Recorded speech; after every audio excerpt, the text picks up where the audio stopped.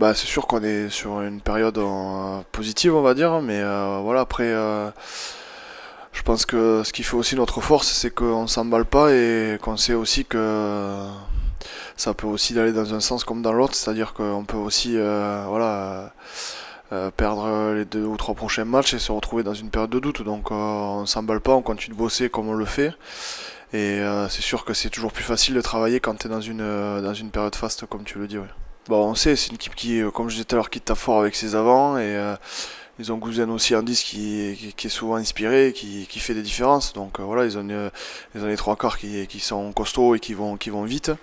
Donc voilà, on connaît le jeu de Montpellier, on l'a étudié aussi cette semaine et pour essayer de les contrer. Bon, on sait que ça va être un très gros match. Ouais, ça fait partie de la motivation et c'est ce qui permet aussi voilà, de se dire faut pas s'emballer parce qu'on a pris quand même 66 points à l'aller, on avait pris une leçon de rugby, donc voilà, en plus Montpellier a perdu le week-end dernier face à Perpignan, donc je pense qu'ils vont venir ici avec des intentions, donc on se prépare à un gros match et voilà, on sait que si on veut gagner le match, il faudra mettre les ingrédients nécessaires, surtout face à Montpellier qui a une équipe qui est très solide devant et qui tape fort, donc voilà, on se prépare en conséquence. Ouais, ouais, c'est une grande fierté, oui, bien sûr, de jouer, de passer le cap des 100 matchs avec le Stade Toulousain. C'est un club que j'admire depuis tout petit et voilà, le fait d'être arrivé à 100 matchs et de voir les noms à côté avec qui je suis, ça fait un peu bizarre, ouais. Ouais, après ça fait partie du truc. Malheureusement, j'ai eu les blessures et c'est sûr, j'aurais peut-être passé le cap un peu plus jeune, mais là je suis déjà content d'avoir passé la barrière des 100 avec le Stade Toulousain. Ouais.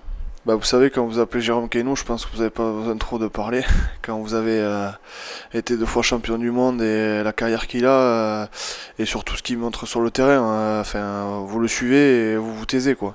Il n'a pas besoin de dire 30 mots avant le match. Il parle un peu, bien sûr, en anglais, mais c'est surtout ouais, sur le terrain qu'il est un leader et un exemple pour toute l'équipe et surtout pour nous les jeunes. Ouais.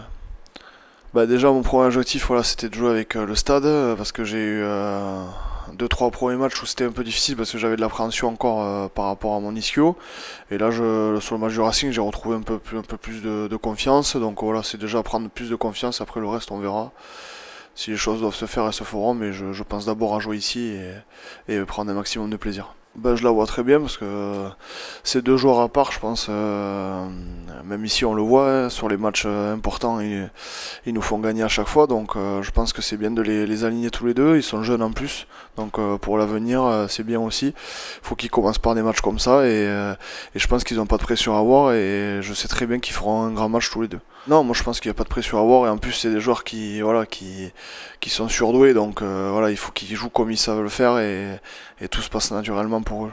Ben ça va, après c'est sûr c'est jamais facile dans ces périodes-là, moi je suis passé aussi par là donc voilà.